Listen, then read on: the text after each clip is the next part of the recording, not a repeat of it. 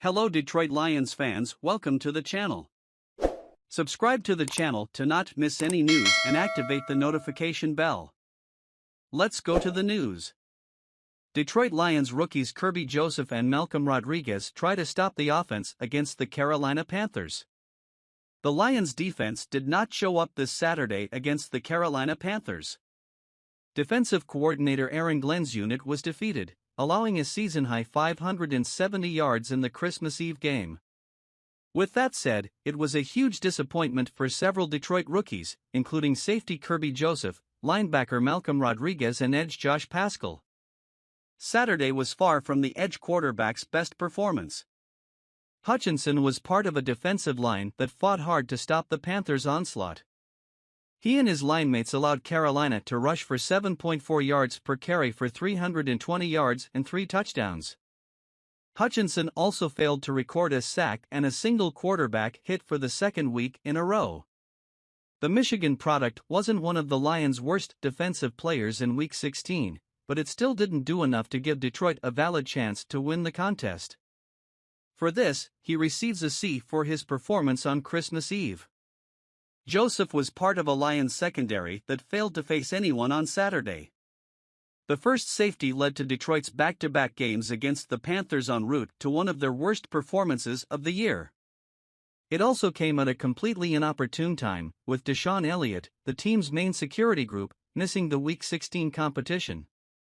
We expect Joseph and the Lions defense to bounce back against Justin Fields and the Chicago Bears on Sunday. Speaking of not being able to face anyone, Rodriguez fit right in with that group of Detroit players on Saturday. Rodriguez still managed to record 5 total tackles and 1 tackle for a loss in Week 16. But he ended up being part of a linebacker unit that cut into Carolina's back all afternoon.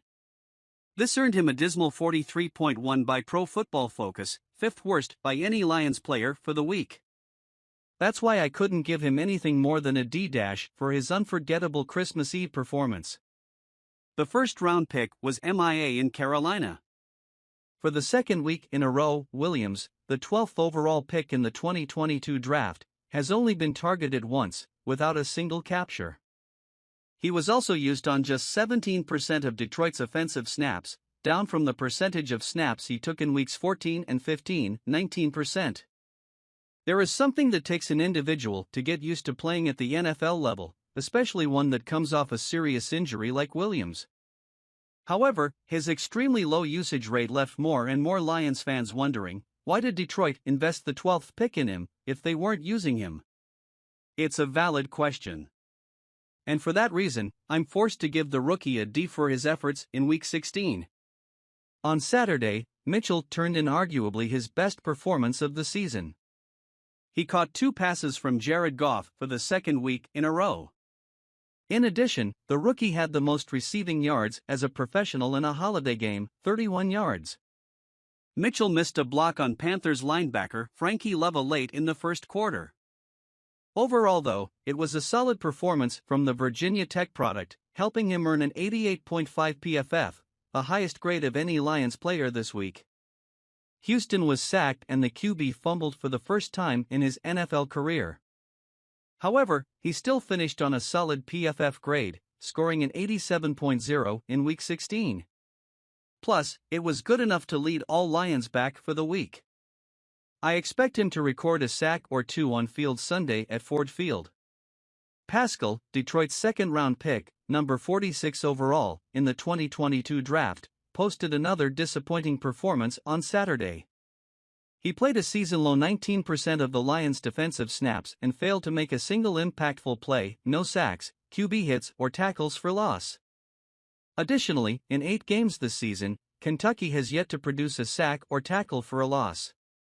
Paschal's poor performance on Christmas Day also resulted in a 33.4 PFF grade, the third lowest by any Lions player for the week. With just 2 weeks left in the 2022 season, it looks increasingly unlikely that he will deliver a solid performance before the end of the season. And you fans, what do you think about all this? Comment here below. Leave your opinion.